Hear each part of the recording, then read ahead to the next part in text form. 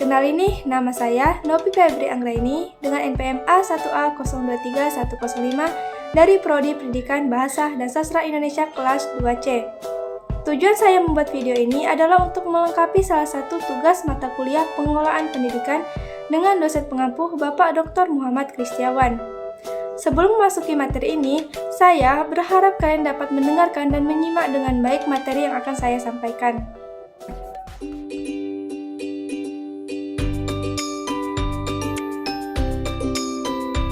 Di video pertama ini, saya akan menyampaikan materi dari bab 1, yaitu tentang kepemimpinan pendidikan.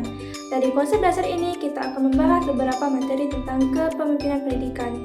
Yang pertama, kita akan membahas tentang pengertian kepemimpinan pendidikan. Yang kedua, kita akan membahas tentang fungsi kepemimpinan dalam pendidikan. Yang ketiga, kita akan membahas kriteria kepemimpinan pendidikan yang efektif. Yang keempat, kita akan membahas tentang gaya kepemimpinan.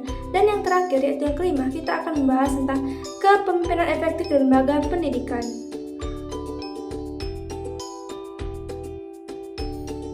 Sebelum memasuki ke pembahasan, apakah teman-teman sudah tahu apa sih kepemimpinan itu? Dan apakah kepemimpinan dan pemimpin itu sama atau beda ya? Yuk simak videonya. Yang pertama, kita akan membahas tentang pengertian kepemimpinan. Kepemimpinan dapat diartikan sebagai suatu proses kegiatan seseorang untuk mempengaruhi, menggerakkan, mengkoordinasikan individu atau anggota kelompok agar terwujud hubungan kerjasama dalam upaya mencapai tujuan yang telah ditetapkan. Kepemimpinan juga merupakan bakat atau sifat yang harus dimiliki oleh seorang pemimpin. Sedangkan pemimpin itu adalah seseorang yang memiliki peran dan tanggung jawab untuk memimpin dan mengarahkan suatu kelompok atau organisasi. Pemimpin termasuk orang yang diakui memiliki kepercayaan dari anggotanya dan memiliki pengetahuan, keterampilan, serta kemampuan dalam mempengaruhi orang lain, sehingga dipilih atau disepakati untuk diangkat sebagai pemimpin.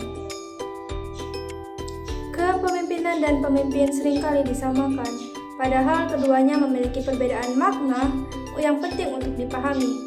Dari penjelasan di atas dapat disimpulkan bahwa kepemimpinan dan pemimpin sebenarnya memiliki perbedaan, meskipun keduanya saling terkait erat. Penting untuk kita memahami perbedaan antara keduanya agar dapat mengembangkan kualitas kepemimpinan yang baik dan memahami peran pemimpin dalam suatu kelompok atau organisasi. Baiklah, itulah penjelasan dan perbedaan dari kepemimpinan dan pemimpin. Selanjutnya, kita akan membahas pengertian tentang kepemimpinan pendidikan. Menurut Sutomo dan Sumanto pada tahun 1982 menjelaskan bahwa kepemimpinan pendidikan ialah kemampuan untuk mempengaruhi dan menggerakkan orang lain untuk mencapai tujuan pendidikan secara bebas dan sukarela. Di dalam kepemimpinan pendidikan, sebagaimana dijalankan oleh para pimpinan lembaga pendidikan seperti rektor, dekan, direktur, kepala sekolah atau madrasah, dan pimpinan pesantren, harus dilandasi konsep demokratisasi, spesialisasi tugas, profesionalitas, dan integritas tugas untuk mencapai tujuan bersama dalam tujuan organisasi pendidikan yang di dalamnya terintegritas tujuan individu dan tujuan pemimpinnya. Nah, di pokok pembahasan yang kedua, kita akan membahas tentang fungsi kepemimpinan dalam pendidikan. Di sini terdapat 4 fungsi dari kepemimpinan pendidikan, yaitu yang pertama, mengembangkan dan menyalurkan kebebasan berpikir dan mengeluarkan pendapat, baik secara perseorangan maupun kelompok. Yang kedua, mengembangkan suasana kerja yang efektif dengan memberikan penghargaan dan pengakuan terhadap kemampuan orang-orang yang dipimpin, sehingga timbul rasa atau sikap percaya diri dan kesediaan menghargai orang lain sesuai dengan kemampuan masing-masing. Yang ketiga, mengusahakan dan mendorong terjadinya pertemuan pendapat dengan sikap saling menghargai. Dan yang keempat, membantu menyelesaikan masalah-masalah baik yang dihadapi secara perseorangan maupun kelompok. Setelah mengetahui pengertian dari kepemimpinan pendidikan dan fungsi dari kepemimpinan pendidikan, selanjutnya kita akan membahas tentang kriteria pemimpin pendidikan yang efektif. Di sini terdapat 5 kriteria pemimpin pendidikan yang efektif, yaitu yang pertama, mampu memperdayakan guru untuk melaksanakan proses pembelajaran dengan baik, lancar, dan produktif. Yang kedua, menyelesaikan tugas dan pekerjaan sesuai dengan waktu yang telah ditetapkan.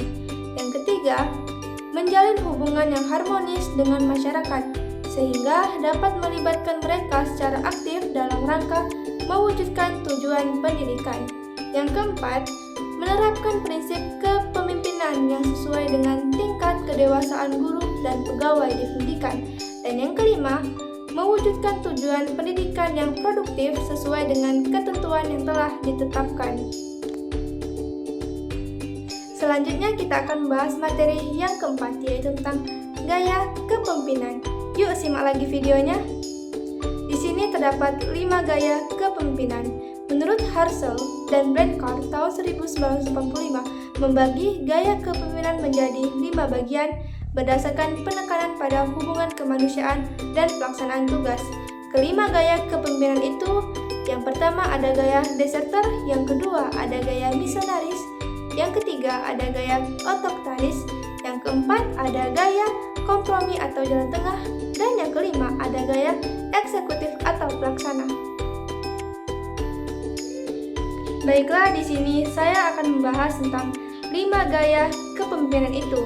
Yang pertama ada gaya deserter, adalah gaya kepemimpinan yang paling buruk karena pemimpin yang kurang perhatian, baik perhatian terhadap tugas maupun perhatian terhadap hubungan manusia. Yang kedua, ada gaya misionaris, adalah gaya yang lebih berorientasi kepada manusia, akan tetapi kurang perhatiannya terhadap tugas atau produksi. Yang ketiga, gaya kepemimpinan otoritaris, adalah gaya kepemimpinan yang berorientasi kepada tugas atau produksi, akan tetapi kurang memperhatikan terhadap kesejahteraan manusia atau anggotanya. Yang keempat, ada gaya kompromi atau jalan tengah, adalah gaya kepemimpinan yang cukup seimbang antara perhatian terhadap tugas dan produksi dengan perhatian terhadap hubungan manusia. Dan yang kelima, ada gaya kepemimpinan eksekutif, adalah gaya kepemimpinan puncak, yaitu perhatian pemimpin sama besarnya kepada hubungan kemanusiaan, kepuasan kerja dan kesejahteraan anggota dengan pelaksanaan tugas atau pencapaian tujuan yang telah ditentukan. Gaya kepemimpinan dapat berubah sesuai dengan perubahan situasi. Para pemimpin dapat mengubah gaya kepemimpinannya atau menyesuaikannya dengan situasi yang dihadapi. Gaya kepemimpinan akan dipengaruhi oleh pemimpin itu sendiri, para pengikut, dan situasi yang ada pada saat itu dalam organisasinya.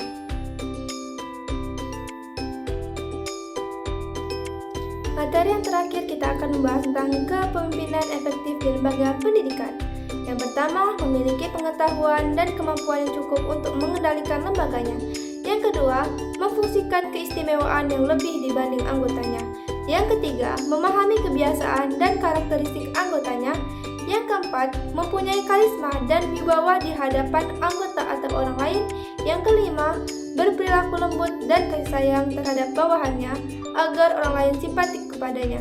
Yang keenam, bermusyawarah dengan para pengikut serta meminta pendapat dan pengalaman mereka. Dan yang ketujuh, bersedia mendengar nasihat dan tidak sombong. Baiklah, itulah penyampaian materi dari bab 1, yaitu tentang kepemimpinan pendidikan. Jangan lupa like dan komen ya. See you next video. Bye-bye.